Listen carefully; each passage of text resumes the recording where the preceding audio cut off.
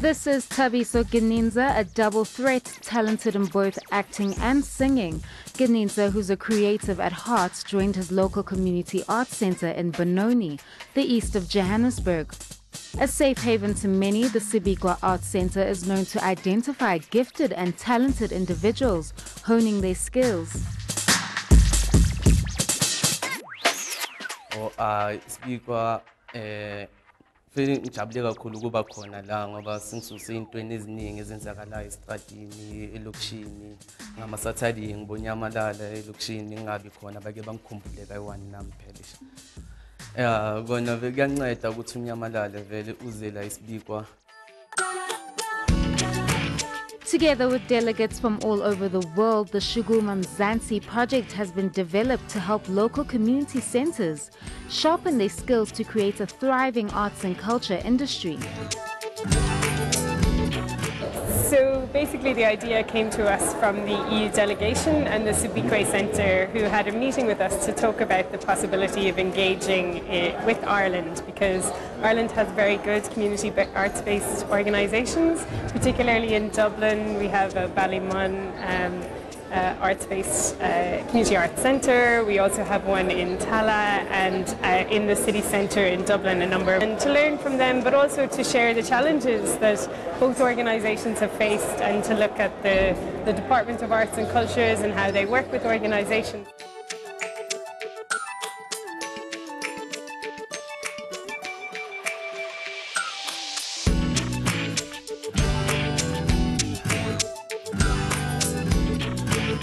In this project, which is many of the ones we support, what we have provided is funding basically for 3 things. One is to get community art centers in different countries in Europe and South Africa and get them together. So they both have traveled to Europe and back, and they've seen how community arts work in Europe and in South Africa.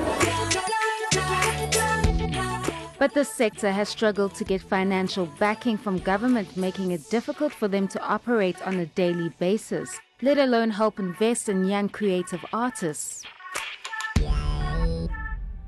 Challenges that we'll be presenting at the Dialogue for the Arts Centre is the lack of cooperation between the Western Cape government and the centre, because there are a lot of things that we are in need of and we don't get any support. So the lack of support is making things very difficult for us to cooperate, to work better at the centre.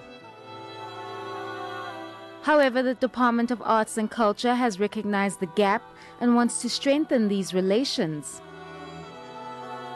Of having an understanding about what is happening in community art centers is a very powerful one. The challenge is that from Pretoria, it's quite hard to see a community art center in the Eastern Cape, which is why we really need to start building that capacity at local government level, provincial government level, and national government level. Because one of the real challenges at the moment is the opening words to Alan Patton's book, Cry the Beloved Country, is all roads lead to Johannesburg. Well, in fact, all roads in the arts lead to Pretoria. Many individuals gravitate towards art because it's often been associated with authentic self-expression, the freedom of choice, thought and feeling. Centers like Sibikwa have known to discover some of the country's biggest stars, like singer-songwriter Busi. Thus, investing in a sector is vital for the country's growth. Sibikwa Arts Centre makes history by becoming the first to host delegates from all over the world for the next 3 days on a dialogue taking action against the challenges faced by many community arts centres, hoping for change within the community by promoting arts and culture for the people, by the people, and most importantly, closest to the people.